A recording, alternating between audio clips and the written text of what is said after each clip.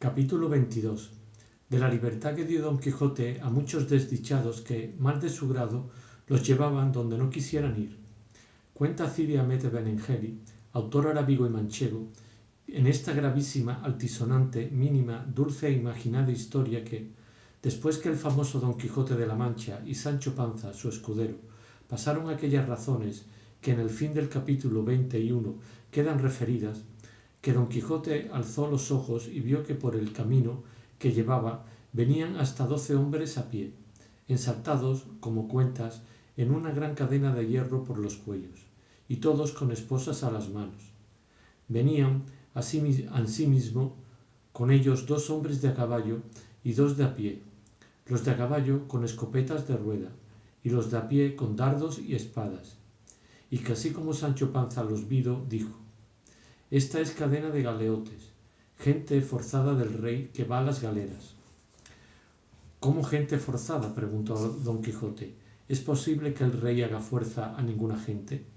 «No digo eso», respondió Sancho, «sino que es gente que, por sus delitos, va condenada a servir al rey en las galeras de por fuerza».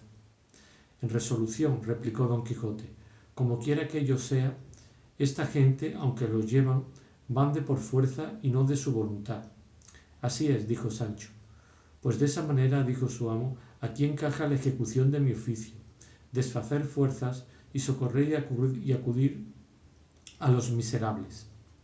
«Advierta vuestra merced», dijo Sancho, «que la justicia, que es el mismo rey, no hace fuerza ni agravio a semejante gente, sino que los castiga en pena de sus delitos».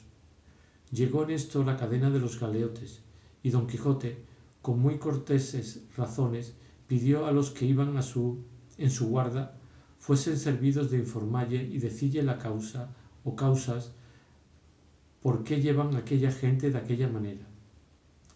Una de las guardas de a caballo respondió que eran galeotes, gente de su majestad que iba a galeras y que no había más que decir ni él tenía más que saber. Con todo eso, replicó Don Quijote, quería saber de cada uno de ellos en particular la causa de su desgracia.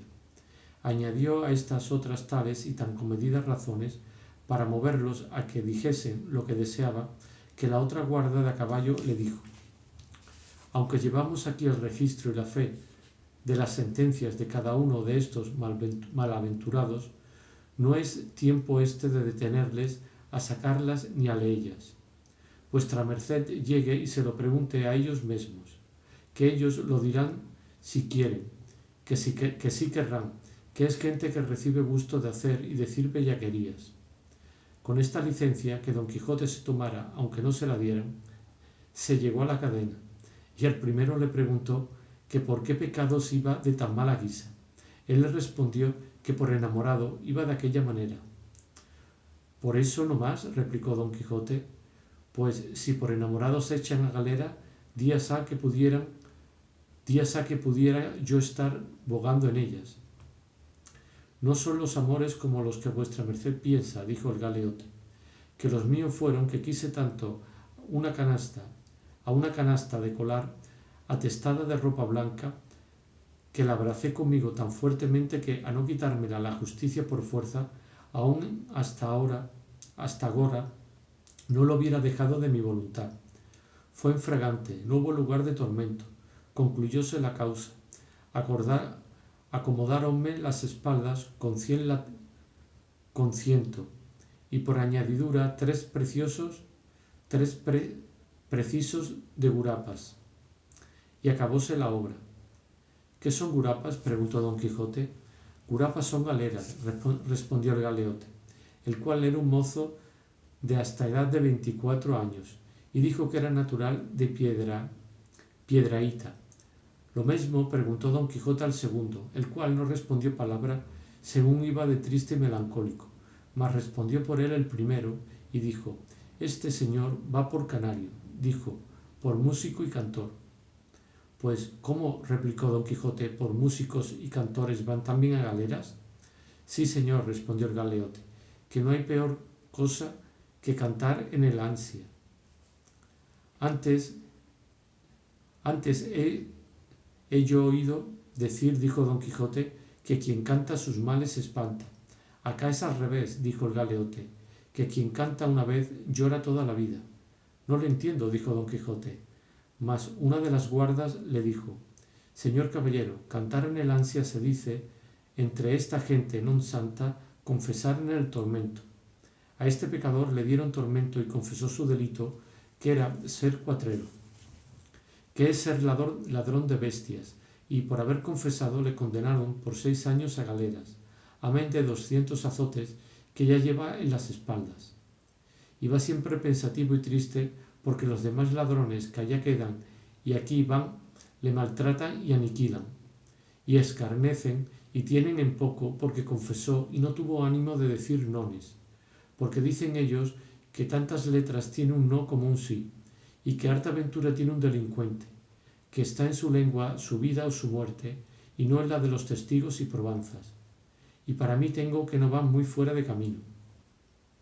Y yo lo entiendo sí, respondió don Quijote, el cual, pasando al tercero, preguntó lo que a los otros, el cual, de presto y con mucho desenfado, respondió y dijo: Yo voy por 5 años a las señoras, gurapas, por faltarme 10 ducados.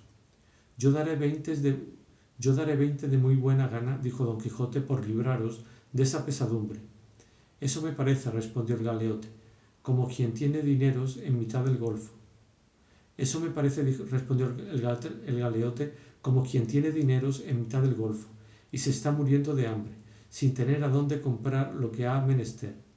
Dígolo porque si a su tiempo tuviera yo esos 20 ducados que vuestra merced ahora me ofrece, hubiera untado con ellos la péndola del escribano y avivado el ingenio del procurador, de manera que hoy me viera en mitad de la plaza de Zocodover, de Toledo, y no en este camino atraillado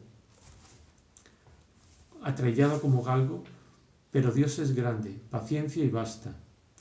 Pasó don Quijote al cuarto, que era un hombre de venerable rostro con una barba blanca que le pasaba del pecho, el cual, oyéndose preguntar la causa por qué allí venía, comenzó a llorar y no respondió palabra, mas el quinto condenado le sirvió de lengua y dijo: Este hombre honrado va por 4 años a galeras, habiendo paseado las acostumbradas, vestido en pompa y a caballo. Eso es, dijo Sancho Panza, a lo que a mí me parece, haber salido a la vergüenza. Así es, replicó el galeote, y la culpa porque le dieron esta pena es por haber sido corredor de oreja, y aun de todo el cuerpo. En efecto, quiero decir que este caballero va por alcahuete y por tener asimismo sus puntas y collar de hechicero. Al no haberle añadido esas puntas y collar, dijo don Quijote, que solamente el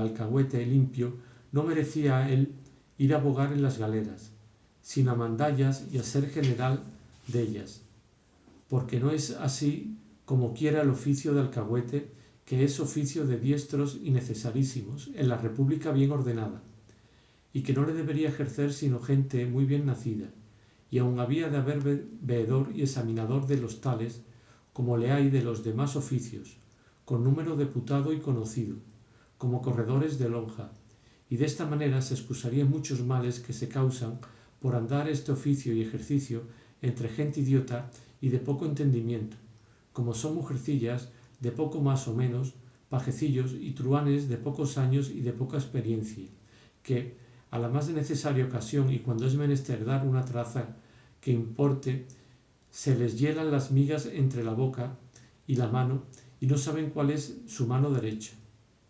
Quisiera pasar adelante y dar las razones por qué convenía hacer elección de los que en la República habían de tener tan necesario oficio, pero no es el lugar acomodado para ello.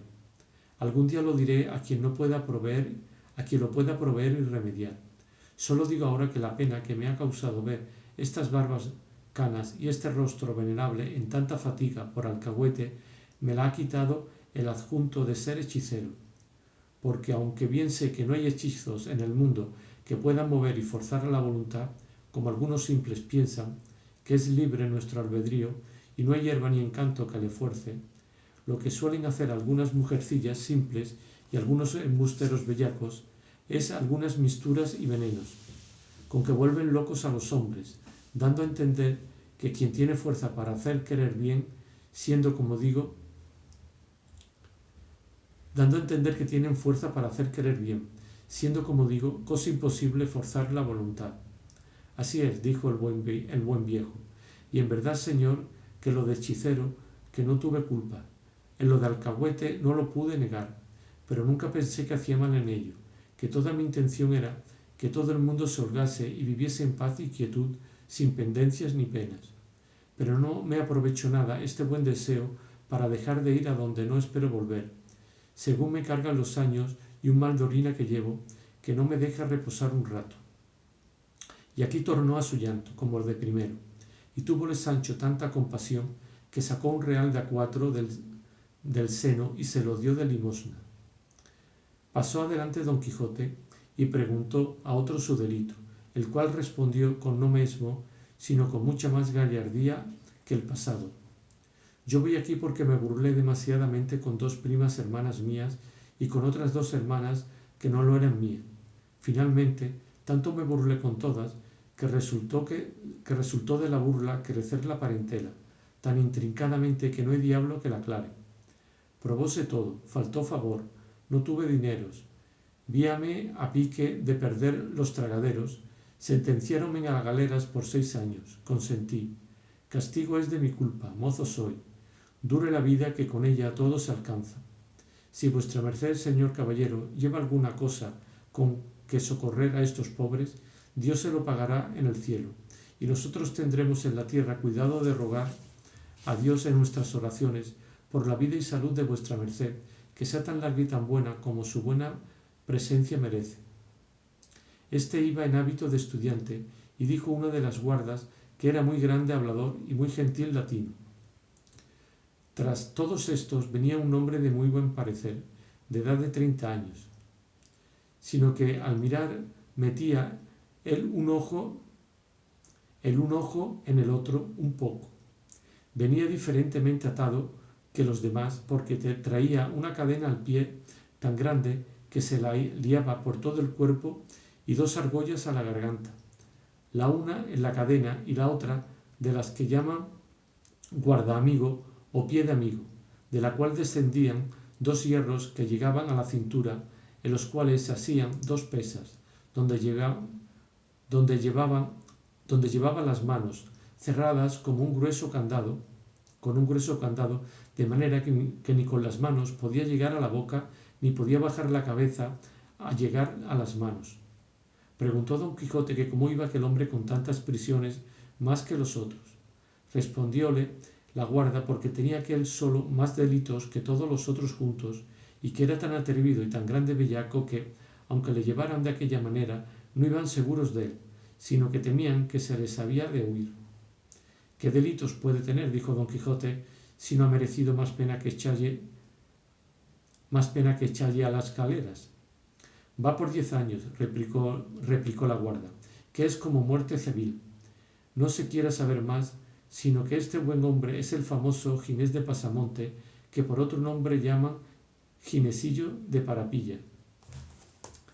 Señor comisario, dijo entonces el galeote, váyase poco a poco y no andemos ahora a deslindar nombres y sobrenombres. Ginés me llamo y no Ginesillo, y Pasamonte es mi alcurnia y no Parapilla, como Boacé dice, y cada uno se dé una vuelta a la redonda, y no era poco. Hable con menos tono, replicó el comisario, señor ladrón, de más de la marca, si no quiere que le haga callar, mal que le pese. Bien parece, respondió el galeote, que va el nombre de Dios, que va el hombre como Dios es servido, pero algún día sabrá alguno si me llamo Ginesillo de Parapilla o no. Pues si no te llaman así, embustero, dijo la guarda. Pues no te llaman así, embustero, dijo la guarda. Sí llaman, respondió Ginés, mas yo haré que no me lo llamen, o me las pelaría donde yo digo entre mis clientes. Señor caballero, si tiene algo que darnos, dénoslo ya, y vaya con Dios, que ya enfada con tanto querer saber vidas ajenas.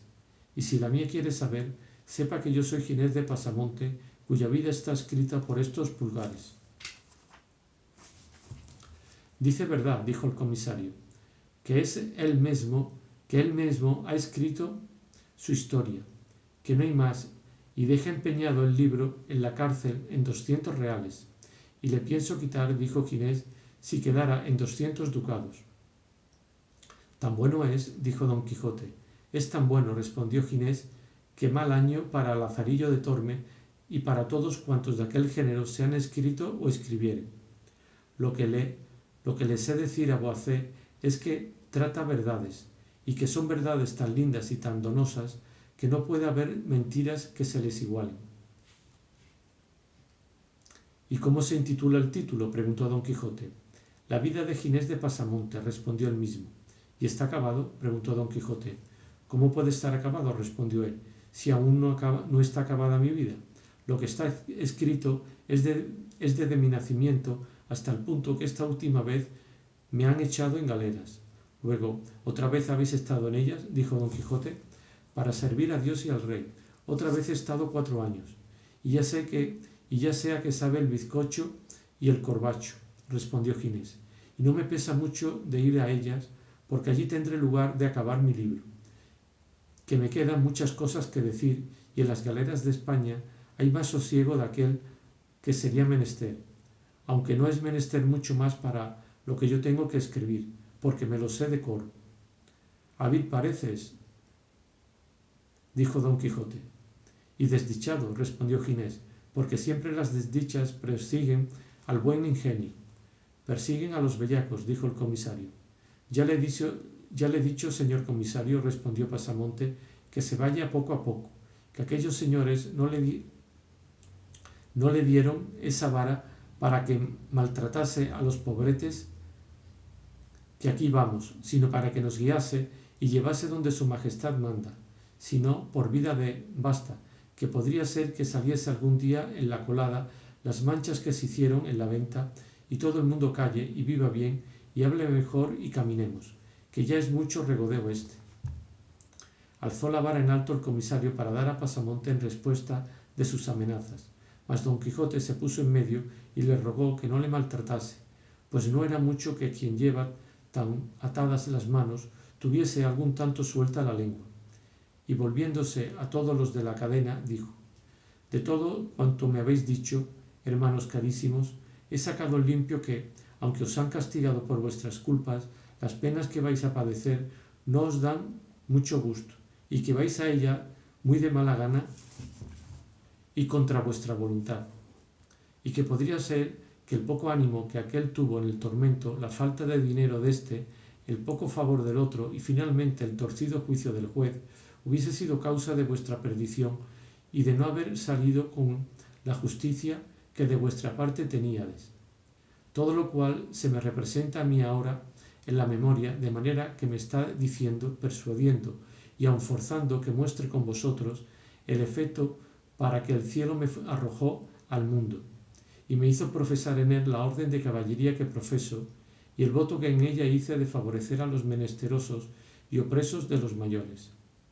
Pero que, porque sé que una de las partes de la prudencia es que lo que se puede hacer por bien no se haga por mal, quiero rogar a estos señores guardianes y comisario sean servidos de desataros y dejaros ir en paz, que no faltarán otros que sirvan al rey en mejores ocasiones, porque me parece duro acaso hacer esclavos a los que Dios y naturaleza hizo libres. Cuanto más, señores guardas, añadió don Quijote, que estos pobres no han cometido nada contra vosotros. Allá se lo halla cada uno con su pecado. Dios hay en el cielo, que no se descuida de castigar al malo ni de premiar al bueno. Y no es bien que los hombres honrados sean verdugos de los otros hombres, no yéndoles nada en ello. Pido esto con esta mansedumbre y sosiego, porque tenga, si lo cumplís, algo que agradeceros. Y cuando de agrado no lo hagáis, esta lanza y esta espada, con el valor de mi brazo, harán que lo hagáis por fuerza. Donosa majadería, respondió el comisario. Bueno está el donaire con que ha salido a cabo de rato.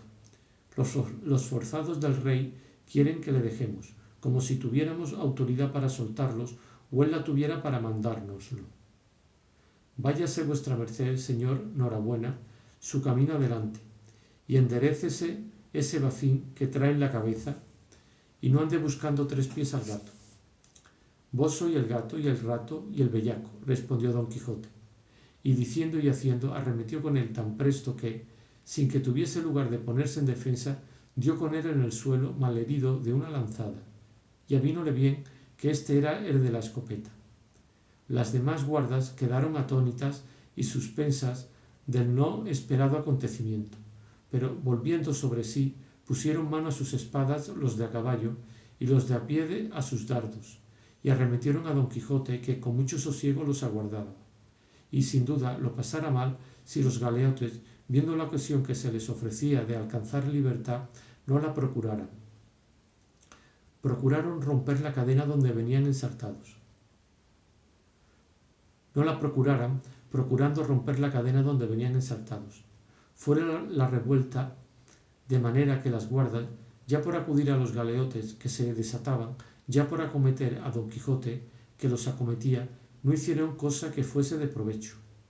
Ayudó Sancho por su parte a la soltura de Ginés de Pasamonte, que fue el primero que soltó en la campaña libre y desembarazado, y arremetió al comisario caído, le quitó la espada y la escopeta, con la cual, apuntando al uno y señalando al otro, sin disparalla jamás, no quedó guarda en todo el campo, porque se fueron huyendo, así de la escopeta de Pasamonte como de las muchas pedradas que los ya sueltos galeotes les tiraban. Entristecióse mucho Sancho de este suceso, porque se le representó que los que iban huyendo habrían de dar noticia del caso a la Santa Hermandad, la cual, a campana herida, saldría a buscar los delincuentes. Y así se lo dijo a su amo, y le rogó que luego de allí se partiesen y se emboscasen en la sierra que estaba cerca. Bien está eso, dijo Don Quijote, pero yo sé lo que ahora conviene que se haga. Y llamando a todos los galeotes que andaban alborotados y habían despojados al comisario hasta dejarle en cueros, se le pusieron todos a la redonda para ver lo que les mandaba, y así les dijo: de gente bien nacida es agradecer los beneficios que reciben, y uno de los pecados que más a Dios ofende es la ingratitud. Dígolo porque ya habéis visto, señores, con manifiesta experiencia, el que de mí habéis recibido, en pago del cual querría, y es mi voluntad, que, cargado de esa cadena que quité de vuestros cuellos, luego os pongáis en camino y vais a la ciudad de Toboso, y allí os presentéis ante la señora Dulcinea del Toboso, y le digáis que su caballero, el de la triste figura, se le envía a encomendar, y le contéis punto por punto todos los que ha tenido esta famosa aventura hasta poneros en la deseada libertad. Y hecho esto, os podréis ir a donde quisiéredes a la buena vuestra. Respondió por todos Ginés de Pasamonte, y dijo: lo que vuestra merced nos manda, señor y libertador nuestro, es imposible de toda imposibilidad cumplirlo, porque no podemos ir juntos por los caminos, sino solos y divididos, y cada uno por su parte, procurando meterse en las entrañas de la tierra por no ser hallado de la Santa Hermandad, que, sin duda alguna, ha de salir en nuestra busca. Lo que vuestra merced puede hacer, y es justo que haga, es mudar este servicio y montazgo de la señora Dulcinea del Toboso en alguna cantidad de avemarías y credos, que nosotros diremos por la intención de vuestra merced, y esta es cosa que se podrá cumplir de noche y de día, huyendo o reposando, en paz o en guerra. Pero pensar que hemos de volver ahora a las ollas de Egipto, digo, a tomar nuestra cadena y a ponernos en camino del Toboso, es pensar que es ahora de noche, que aún no son las 10 del día, y es pedir a nosotros eso como pedir peras al olmo. Pues voto tal, dijo Don Quijote, que ya puesto en cólera,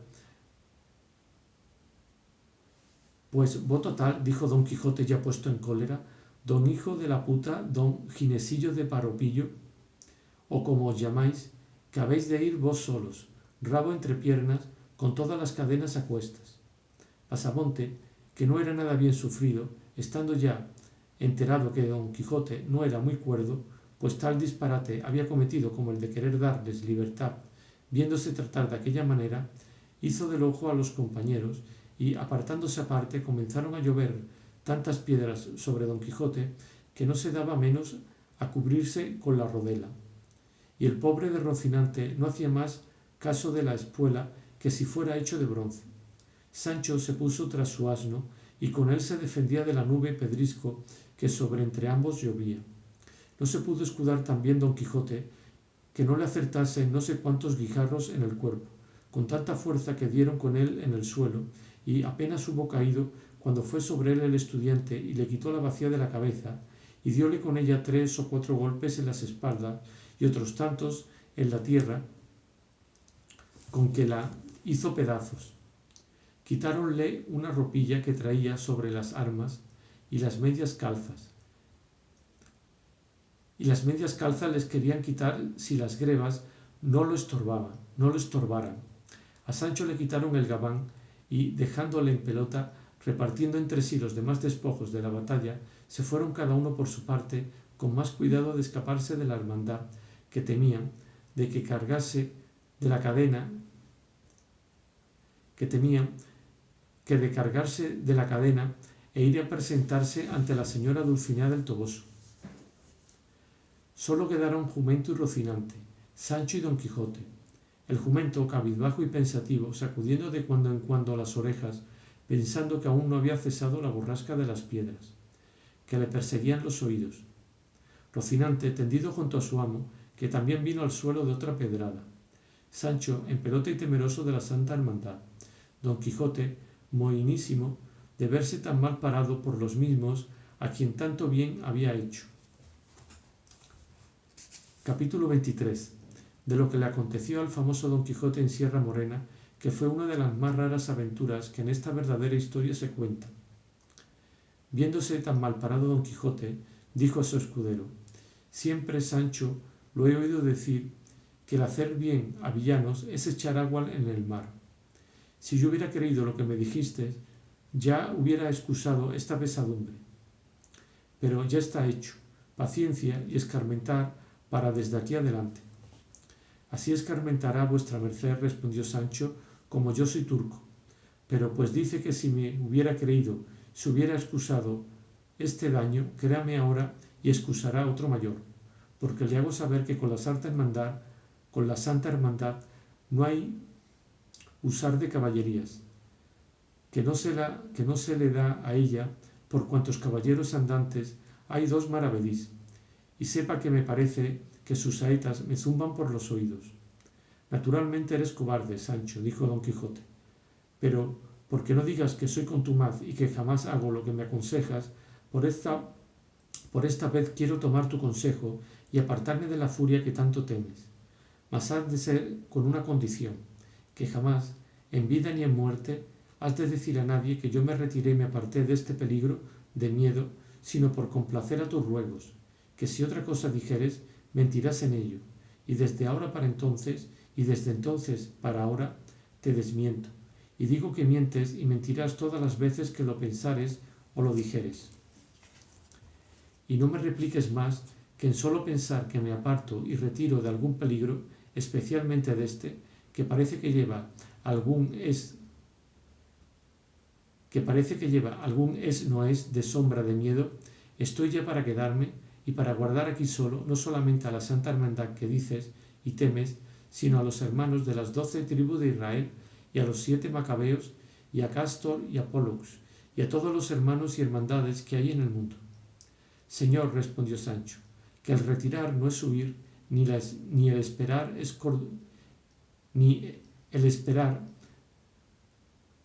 es cordura cuando el peligro sobrepuja a la esperanza.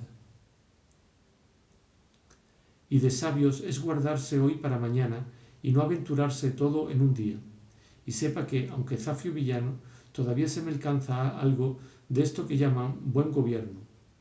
Así que no se arrepienta de haber tomado mi consejo, sino que suba Rocinante si puede, o si no yo le ayudaré, y sígame, que el caletre me dice que hemos menester ahora más los pies que las manos. Subió Don Quijote sin replicarle más palabras, y guiando Sancho sobre su asno, se entraron por una parte de Sierra Morena, que allí junto estaba, llevando Sancho intención de atravesarla toda e ir a salir al Viso o Almodóvar del Campo y esconderse algunos días por aquellas asperezas, por no ser hallados si la hermandad los buscase. Animóle a esto haber visto que de la refriega de los galeotes se había escapado libre la despensa que sobre su asno venía, cosa que la juzgó a milagro, según fue lo que llevaron y buscaron los galeotes. Así como Don Quijote entró por aquellas montañas, se le alegró el corazón, pareciéndole aquellos lugares acomodados para las aventuras que buscaba. Reducíansele a la memoria los maravillosos acaecimientos que en semejantes soledades y asperezas habían sucedido a caballeros andantes. Iba pensando en estas cosas tan embebecido y transportado en ellas que de ninguna otra se acordaba. Ni Sancho llevaba otro cuidado después que le pareció que caminaba por parte segura, sino de satisfacer su estómago con los relieves que del despojo clerical habían quedado. Y así, tras su amo sentado a la mujeriega sobre su jumento, sacando de un costal y embaulando en su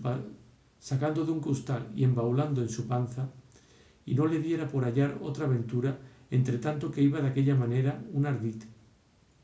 En esto alzó los ojos y vio que su amo estaba parado, procurando con la punta del lanzón alzar no sé qué bulto que estaba caído en el suelo, por lo cual se dio priesa en llegar a ayudarle si fuese menester, y cuando llegó fue a tiempo que alzaba con la punta del lanzón un cojín y una maleta asida en él, medio podridos o podridos del todo y deshechos, mas pesaba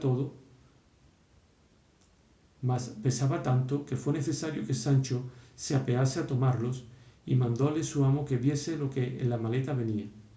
Hízolo con mucha presteza Sancho, y aunque la maleta venía cerrada con una cadena y un candado, por lo roto y podrido de ella, vio lo que en ella había, que eran 4 camisas de delgada holanda y otras cosas de lienzo, no menos curiosas que limpias, y en un pañizuelo halló un buen montoncillo de escudos de oro, y así como los vio dijo: bendito sea todo el cielo que nos ha deparado una aventura que sea de provecho. Y buscando más, halló un librillo de memoria, ricamente guarnecido. Este le pidió Don Quijote, y mandóle que guardase el dinero y lo tomase para él. Besóle las manos Sancho por la merced, y desvalijando a la valija de su lencería, la puso en el costal de la despensa.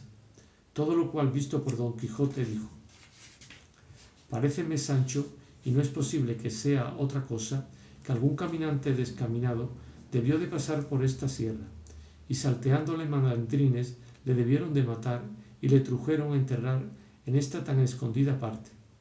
No puede ser eso, respondió Sancho, porque si fueran ladrones no se dejarían aquí este dinero.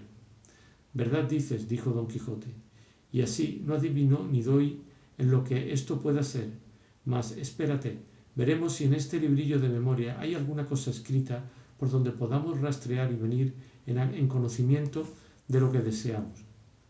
Abrióle, y lo primero que halló en él escrito, como en borrador, aunque de muy buena letra, fue un soneto que, leyéndolo alto porque Sancho también lo oyese, vino que decía de esta manera: o le falta al amor conocimiento, o le sobra crueldad, o no es mi pena, igual a la ocasión que me condena al género más duro de tormento. Pero si amor es Dios, es argumento que nada ignora, y es razón muy buena, que un Dios no sea cruel, pues ¿quién ordena el terrible dolor que adoro y siento? Y digo que sois vos, Fili, no acierto. Si digo que sois vos, Fili, no acierto, que tanto mal en tanto bien no cabe, ni me viene del cielo esta ruina. Pero habré de morir, que es lo más cierto, que el mal de quien la causa no se sabe, milagro es acertar la medicina. Por esta trova, dijo Sancho, no se puede saber nada, si ya no es que por este hilo que está ahí se saque el ovillo de todo. ¿Qué hilo está ahí? ¿Qué hilo está aquí?, dijo Don Quijote. Paréceme, dijo Sancho, que vuestra merced nombró ahí hilo. No dije sino Fili, respondió don Quijote, y este, sin duda, es el nombre de la dama de quien se queja el autor de este soneto, y a fe que debe de ser razonable poeta, o yo sé poco del arte. Luego también, dijo Sancho, se le entiende a vuestra merced de trovas. Y más de lo que tú piensas, respondió don Quijote, y verálos cuando lleves una carta escrita en verso de arriba abajo a mi señora Dulcinea del Toboso, porque quiero que sepas, Sancho, que todos los más caballeros andantes de la edad pasada eran grandes trovadores y grandes músicos, que estas dos habilidades, o gracias, por mejor decir, son anesas a los enamorados andantes. Verdad es que las coplas de los pasados caballeros tienen más de espíritu que de primor. Lea más vuestra merced, dijo Sancho, que ya hallará algo que nos satisfaga. Volvió la hoja a don Quijote y dijo: esto es prosa y parece carta. ¿Carta misiva, señor?, preguntó Sancho. En el principio no parece sino de amores, respondió don Quijote. Pues lea merced alto, dijo Sancho, que gusto mucho de estas cosas de amores. Que me place, dijo don Quijote, y leyéndola alto, como Sancho se lo había rogado, vio que decía de esta manera: tu falsa promesa y mis ciertas desventuras me llevan a parte donde antes volverán a tus oídos las nuevas de mi muerte que las razones de mis quejas. Desechásteme, oh ingrata, por quien tiene más, no por quien vale más que yo. Mas si la virtud fuera riqueza que se estimara, no envidiara yo dichas ajenas ni llorara desdichas propias. Lo que levantó tu hermosura han derribado tus obras. Por ella entendí que eras ángel, y por ellas conozco que eres mujer. Quédate en paz, causadora de mi guerra, y haga el cielo que los engaños de tu esposo estén siempre encubiertos, porque tú no quedes arrepentida de lo que hiciste, y yo no tome venganza de lo que no deseo. Acabando de leer la carta, dijo don Quijote: menos por esta que por los versos se puede sacar más de quien lo escribió, es algún desdeñado amante. Y hojeando casi todo el libro, halló otros versos y cartas que algunos pudo leer y otros no. Pero lo que todos contenían eran quejas, lamentos, desconfianzas, sabores y sinsabores, favores y desdenes, solemnizados de unos y llorados de otros. En tanto que don Quijote pasaba el libro, pasaba Sancho la maleta, sin dejar rincón en toda ella ni en el cojín que no buscase, escudriñase e inquiriese, ni costura que no deshiciese, ni vendija de lana que no escarmenase, porque no se quedase nada por diligencia ni mal recado. Tal golosina había despertado en él los hallados escudos que pasaban de 100, y aunque no halló más de lo hallado, dio por bien empleados los vuelos de la manta, el vomitar del brebaje, las bendiciones de las estacas, las puñadas del arriero, la falta de las alforjas, el robo del gabán y toda la hambre, sed y cansancio que había pasado en servicio de su buen señor, pareciéndole que estaba más que re bien pagado con la merced recibida de la entrega del hallazgo. Con gran deseo quedó el caballero de la triste figura de saber quién fuese el dueño de la maleta, conjeturando por el soneto y carta, por el dinero en oro y por las tan buenas camisas, que debía de ser de algún principal enamorado, a quien desdenes y malos tratamientos de su dama debían de haber conducido a algún desesperado término. Pero como por aquel lugar inhabitable y escabroso no parecía persona alguna de quien poder informarse, no se curó de más que de pasar adelante sin llevar otro camino que aquel que Rocinante quería, que era por donde él podía caminar, siempre con imaginación, que no podría faltar por aquellas malezas alguna extraña aventura. Yendo pues con este pensamiento, vio que por encima de una montañuela que delante de los ojos se le ofrecía, iba saltando un hombre de risco en risco y de mata en mata, con extraña ligereza. Figurósele que iba desnudo, la barba negra y espesa, los cabellos muchos y rebultados, los pies descalzos y las piernas sin cosa alguna. Los muslos cubrían unos calzones, al parecer de terciopelo leonado, mas tan hechos pedazos que por muchas partes se le descubrían las carnes. Traía la cabeza descubierta, y, aunque pasó con la ligereza que se ha dicho todas estas menudencias, miró y notó el caballero de la triste figura. Y aunque lo procuró, no pudo seguirle, porque no era dado a la debilidad de Rocinante andar por aquellas asperezas, y más siendo él de suyo pisacorto y flemático. Luego imaginó don Quijote que aquel era el dueño del cojín y de la maleta, y propuso en sí de buscalle, aunque supiese andar un año por aquellas montañas hasta hallarle. Y así mandó a Sancho que se apease del asno y atajase por la una parte de la montaña, que él iría por la otra, y podría ser que topasen con esta diligencia con aquel hombre que con tanta priesa se les había quitado de delante. No podré hacer eso, respondió Sancho, porque en apartándome de vuestra merced, luego es conmigo el miedo, que me asalta con 1000 géneros de sobresalto y visiones.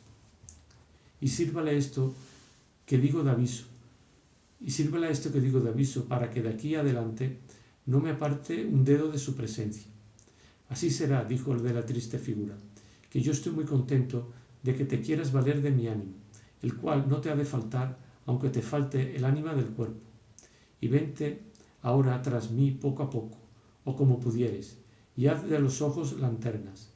Rodearemos esta serrezuela, quizá toparemos con aquel hombre que vimos, el cual, sin duda alguna, no es otro que el dueño de nuestro hallazgo.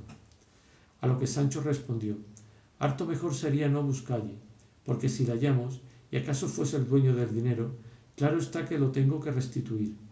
Y así, fuera mejor, sin hacer esta inútil diligencia, poseerlo yo, con buena fe, hasta que, por otra vía menos curiosa y diligente, pareciera su verdadero señor, y quizá fuera a tiempo que lo hubiera gastado, y entonces el rey me hacía franco. Engañaste en esto, Sancho, respondió don Quijote, que ya que hemos caído en sospecha de quién es el dueño, cuasi delante, estamos obligados a buscarle y volvérselos, y cuando no le buscásemos, la vehemente sospecha que tenemos de que él lo sea nos pone ya en tanta culpa como si lo fuese. Así que, Sancho amigo, no te dé pena el buscalle, porque por la que a mí se me quitará si le hallo. Y así picó a Rocinante y siguióle Sancho con su acostumbrado jumento, y habiendo rodeado parte de la montaña, hallaron en un arroyo, caída, muerta y medio comida de perros y picada de grajos, una mula ensillada y enfrenada, todo lo cual confirmó en ellos más la sospecha de que aquel que huía era el dueño de la mula y del cojín. Estándola mirando, oyeron un silbo como de pastor que guardaba ganado, y a deshora, a su siniestra mano, parecieron una buena cantidad de cabras, y tras ella, por cima de la montaña, pareció el cabrero de las guardas, que las guardaba, que era un hombre anciano. Dióle voces don Quijote, y rogóle que bajase donde estaba. Él respondió al grito que quién les había traído por aquel lugar, pocas o ningunas veces pisados sino de pies de cabra o de lobos y otras fieras que por allí andaban. Respondióle Sancho que bajase, que de todo le darían buena cuenta. Bajó el cabrero y en llegando a donde don Quijote estaba dijo: apostaré que está mirando la mula de alquiler que está muerta en esa hondonada, pues a buena fe que ya ha 6 meses que está en ese lugar. Díganme, ¿han topado por ahí con su dueño? No hemos topado a nadie, respondió don Quijote, sino a un cojín y una maletilla que no lejos de este lugar hallamos. También la hallé yo, respondió el cabrero, mas nunca la quise alzar ni llegar a ella, temeroso de algún desmán y de que no me la pidiesen por de hurto, que es el diablo sotil y debajo de los pies se levanta al hombre, cosa donde tropiece y calla, sin saber cómo ni cómo no. Eso mismo es lo que yo digo, respondió Sancho, que también la hallé yo, y no quise llegar a ella con un tiro de piedra. Allí la dejé y allí se queda como estaba, que no quiero perro con cencerro. Decidme, buen hombre, dijo don Quijote, ¿sabéis vos quién es el dueño de estas prendas? Lo que sabré yo decir, dijo el cabrero, es que habrá al pie de 6 meses, poco más o menos, que llegó a una majada de pastores que estará como a 3 leguas de este lugar, un mancebo de gentil talla y postura, caballero sobre esta misma mula que ahí está muerta, y con el mismo cojín y maleta que decís que hallasteis y no tocasteis. Preguntónos que cuál parte de esta sierra era la más áspera y escondida. Dijímosle que era esta donde ahora estamos, y es ansí la verdad, porque si entráis media legua más adentro, quizá no acertaréis a salir. Y estoy maravillado de cómo habéis podido llegar aquí, porque no hay camino ni senda que a este lugar encamine. Digo pues que, en oyendo nuestra respuesta, el mancebo volvió las riendas y encaminó hacia el lugar donde le señalamos, dejándonos a todos contentos de su buen talle y admirados de su demanda y de la priesa con que le veíamos caminar y volverse hacia la sierra. Y desde entonces nunca más lo vimos, hasta que desde allí, algunos días, salió al camino a uno de nuestros pastores y sin decirle nada se llegó a él y le dio muchas puñadas y coces, y luego se fue a la borrica del hato y le quitó cuanto pan y queso en ella traía, y con extraña ligereza, hecho esto, se volvió a emboscar en la sierra. Como esto supimos algunos cabreros, le anduvimos a buscar casi 2 días por lo más cerrado de esta sierra, al cabo de los cuales la hayamos metido en el hueco de un grueso y valiente alcornoque. Salió a nosotros con mucha mansedumbre, ya roto el vestido y el rostro disfigurado y tostado del sol, de tal suerte que apenas le conocíamos, sino que los vestidos, aunque rotos, con la noticia que de ellos teníamos, nos dieron a entender que era el que buscábamos. Saludónos cortésmente y en pocas y buenas razones nos dijo que nos maravillásemos de verle andar por aquella suerte, porque así le convenía para cumplir cierta penitencia, y nos dijo que no nos maravillásemos de verle andar de aquella suerte, porque así le convenía para cumplir cierta penitencia que por sus muchos pecados le había sido impuesta. Rogámosles que nos dijese quién era, mas nunca lo pudimos acabar con él. Pedímosle también que, cuando hubiese menester el sustento, sin el cual no podía pasar, nos dijese dónde le hallaríamos, porque con mucho amor y cuidado se lo llevaríamos, y que si esto tampoco fuese de su gusto, que a lo menos saliese a pedirlo y no a quitarlo a los pastores. Agradeció nuestro ofrecimiento, pidió perdón de los asaltos pasados y ofreció de pedillo de allí adelante por amor de Dios, sin dar molestia alguna a nadie. En cuanto a lo que tocaba a la estancia de su habitación, dijo que no tenía otra que aquella que le ofrecía la ocasión donde le tomaba la noche, y acabó su plática con tan tierno llanto que bien fuéramos de piedra los que escuchándole habíamos, sin que en él no le acompañáramos, considerándole como le habíamos visto la vez primera y cuál le veíamos entonces, porque como tengo dicho, era muy gentil y agraciado mancebo, y en sus corteses y concertadas razones mostraba ser bien nacido y muy cortesana persona, que, puesto que éramos rústicos los que le escuchábamos, su gentileza era tanta que bastaba darse a conocer a la misma rusticidad. Y estando en lo mejor de su plática, paró y enmudeciéndose, clavó los ojos en el suelo por un buen espacio, en el cual todos estuvimos quedos y suspensos, esperando en qué habría de parar aquel embelesamiento, con no poca lástima de verlo, porque por lo que hacía de abrir los ojos, estar fijo, mirando el suelo sin mover pestaña gran rato, y otras veces cerrarlos, apretando los labios y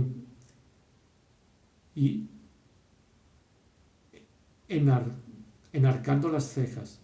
Fácilmente conocimos que algún accidente de locura le había sobrevenido, mas él nos dio a entender presto ser verdad lo que pensábamos, porque se levantó con gran furia del suelo donde se había echado, y arremetió con el primero que halló junto a sí, con tal denuedo y rabia que, si no le quitáramos, le matara a puñadas y a bocados. Y todo esto hacía diciendo: ha fementido Fernando. Aquí me pagarás la sinrazón que me hiciste. Estas manos te sacarán el corazón donde albergan y tienen manida todas las maldades juntas, principalmente es el fraude y el engaño. Y a estas añadía otras razones, que todas se encaminaban a decir mal de aquel Fernando y a tacharle de traidor y fementido.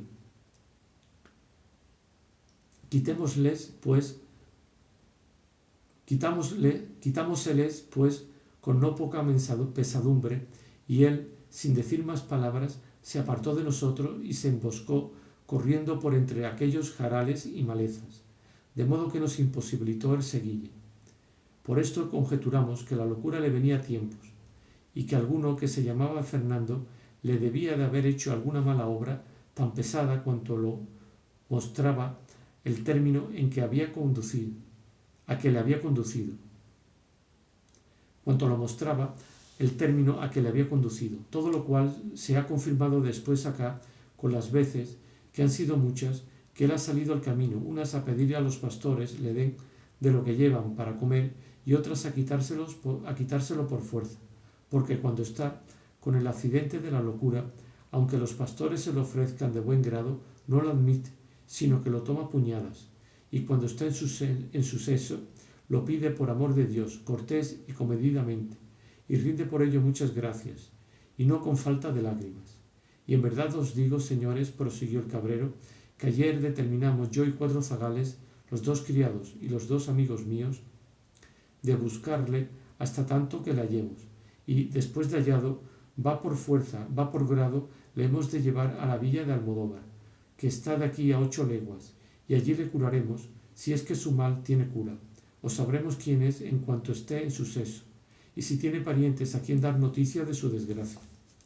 Esto es, señores, lo que sabré deciros de lo que me habéis preguntado, y entended que el dueño de las prendas que hallasteis es el mismo que visteis con tanta ligereza como desnudez, que ya le había dicho don Quijote cómo había visto pasar aquel hombre saltando por la sierra, el cual quedó admirado de lo que el cabrero había oído, y quedó con más deseo de saber quién era el desdichado loco, y propuso en sí lo mismo que ya tenía pensado, de buscalle por toda la montaña, sin dejar rincón ni cueva en ella que no mirase hasta hallarle.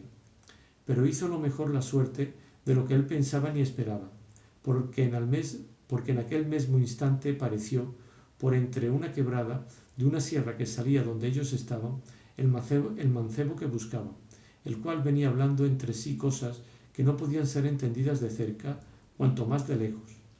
Su traje era cual se ha pintado, solo que, llegando cerca, vio don Quijote que un coleto hecho pedazos sobre sí traía era de ámbar, por donde acabó de entender que persona que tales hábitos traía no debía de ser de ínfima calidad. En llegando el mancebo a ellos, les saludó con una voz desentonada y bronca, pero con mucha cortesía. Don Quijote le volvió las saludes, con no menos comedimiento, y, apeándose de Rocinante, con gentil continente y donaire, le fue a abrazar y le tuvo un buen espacio estrechamente entre sus brazos, como si de luengos tiempos le hubiera conocido. El otro, a quien podemos llamar el roto de la mala figura, como a don Quijote el de la triste, después de haberse dejado abrazar, le apartó un poco de sí, y puestas sus manos en los hombros de don Quijote, lo estuvo mirando como que quería ver si le conocía. No menos admirado, quizá, de ver la figura, talle y armas de don Quijote, que don Quijote lo estaba de verle a él. En resolución, el primero que habló después del abrazamiento fue el roto, y dijo lo que se dirá adelante. Capítulo 24, de donde se prosigue la aventura de la Sierra Morena. Dice la historia que era grandísima la atención con que don Quijote escuchaba al astroso caballero de la sierra, el cual, prosiguiendo su plática, dijo: «Por cierto, señor, quienquiera que seáis, que yo no os conozco,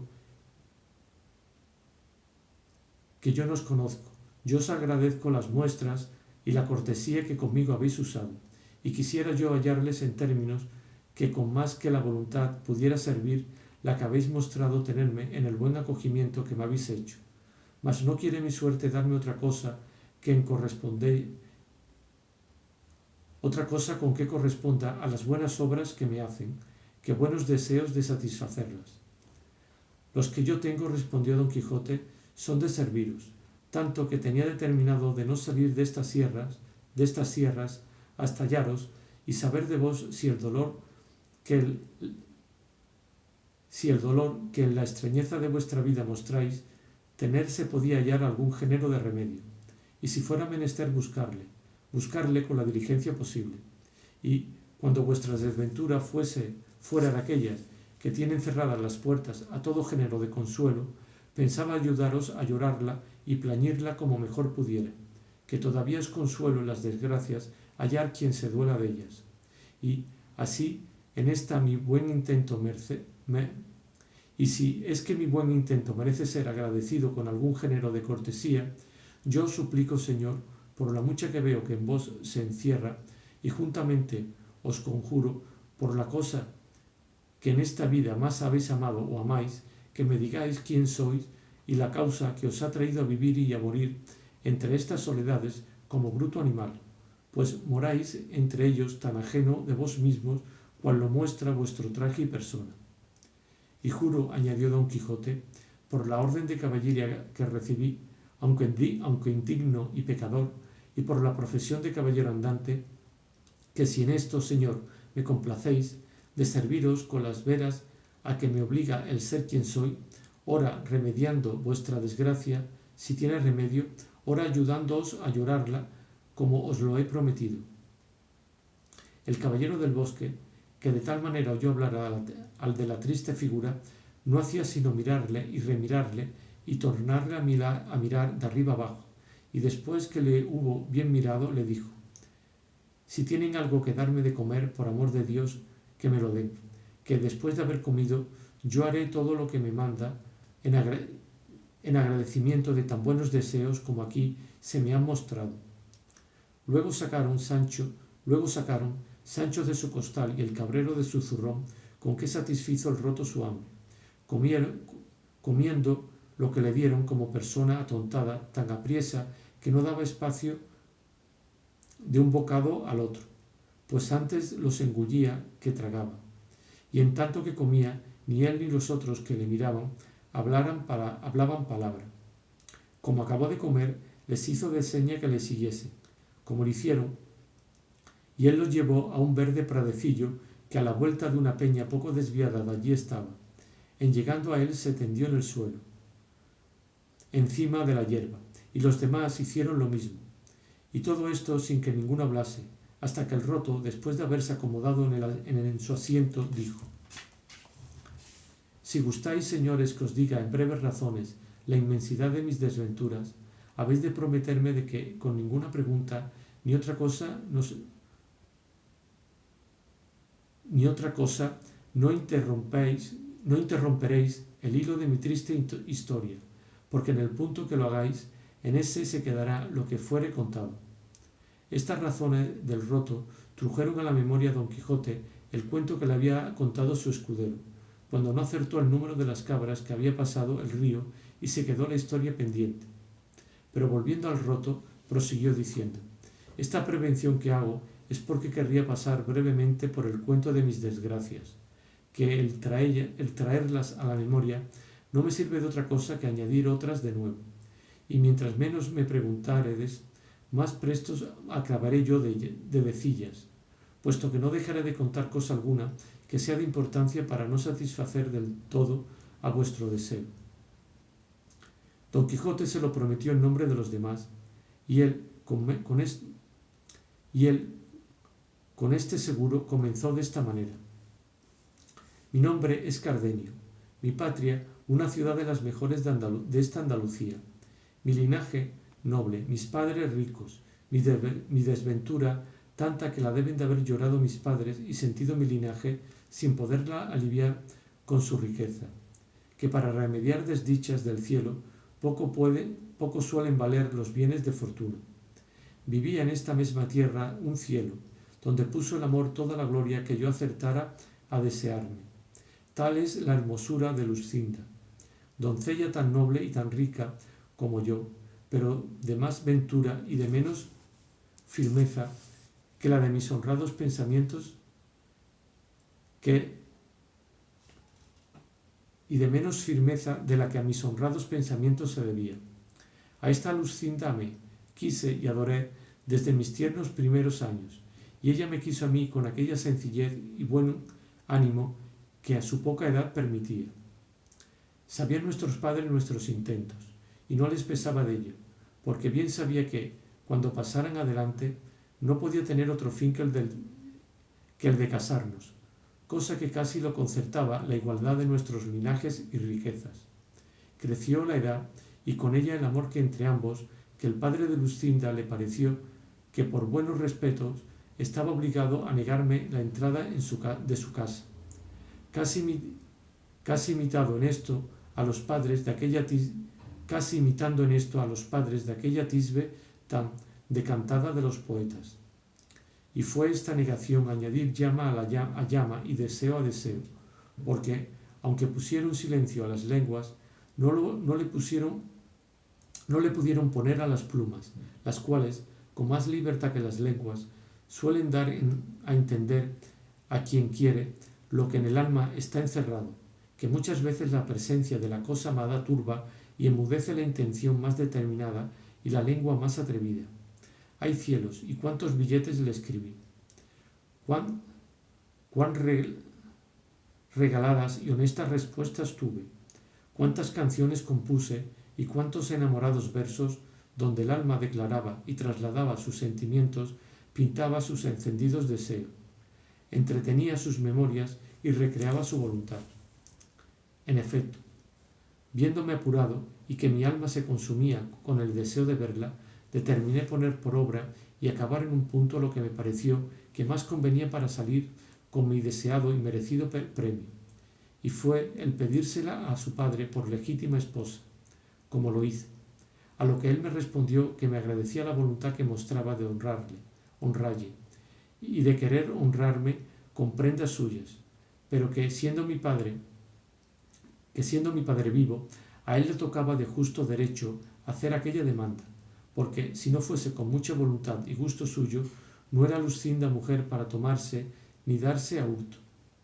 Yo le agradecí su buen intento, pareciéndome que llevaba razón en lo que decía, y que mi padre vendría en ello como yo se lo pidiese. Y con este intento, luego en aquel mismo instante, fui a decirle a mi padre lo que deseaba. Y al tiempo que entré en un aposento donde estaba, le hallé con una carta abierta en la mano, la cual, antes de que yo le dijese palabra, me la dio y me dijo: por esta carta verás, Cardenio, la voluntad que el duque Ricardo tiene de hacerte merced. Este duque Ricardo, como ya vosotros, señores, debéis de saber, es un grande de España que tiene su estado en lo mejor de esta Andalucía.